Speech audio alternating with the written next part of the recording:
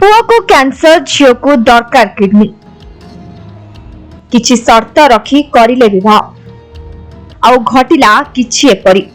विश्वास करा जाए विधिर विधान आगे सब किछि फिका और किछि संपर्क स्वर्गरु निर्धारित होई आसीथाय।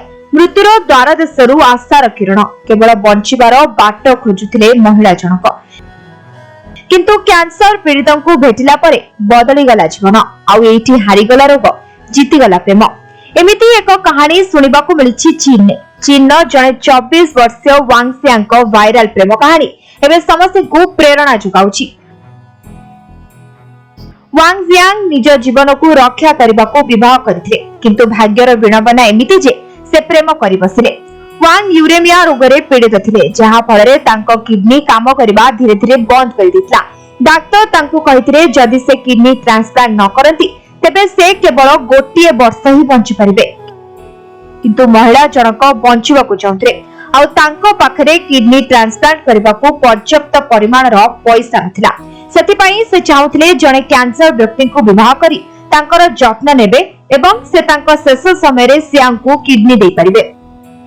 एथिपई से सोशल मीडिया रे एक पोस्ट करी देखिथिले एई भली निज मनर कथा आ यार उत्तर देथिले जणे ब्लड कैंसर रे लढुतबा 27 वर्षर यू जियानपिंग। से वांग को सह जोगाजोग करिथिले एवं दुहे जुलाई 2013 रे विवाह करिथिले, किंतु एई विवाह केवल एक डील बा शर्त थिला जहा कि वांग तांको मृत्यु परे किडनी पाई परिबे, किंतु समय सह डील लो दिल जाय पहुंची गला ए कहानी। एही डील परिशेष रे प्रेम रे बदली गला। यू तांको प्रत्येक चिकित्सार सब सेक्शन ने वांग का सह जाउथिले। वांग यू को पई सूप बनाउथिले, तांकर औषधर टेक्निक खबर मध्ये रखुथिले।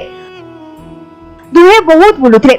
ए समय रे वांग रास्ता कड़े फूल बिक्री करबा मध्ये आरंभ कर देथिले और ए फूल व्यवसाय करी पाखा पाखी 5 लाख युआन संग्रह करथिले, जहा तांको ट्रांसप्लांट पई यथेष्ट थिला। 2014 जून पर्यंत यूको स्वास्थ्य अवस्था स्थिर हो जाइतला। या सह वांग स्वास्थ्य अवस्था रे भी सुधार आसी जाइतला। एपरि कि डाक्टर भी कहि सारिथिले एबे तांको किडनी ट्रांसप्लांट रो आवश्यकता नहीं। 2015 फेब्रुआरी रे उभय निज प्रेमर और सुस्थ हेबा खुशी रे एक स्थानीय रेस्टोरेंट रे विवाह भोजन आयोजन करथिले। सेमानक कहानी दीवाला विड़ा फिल्म आकार रे परदा को आसीथिला, जहा कि प्रीमियम 2024 चीन ने होइतला। ए फिल्म 276 मिलियन युआन अर्थात 38 मिलियन अमेरिकन डॉलर रु अधिक रोजगार करथिला। आज भी दंपति सुस्थ अछंती एवं फूल दुकान करी निज परिवार चलाउछंती एवं उभय बहुत खुशी रे मध्य अछंती।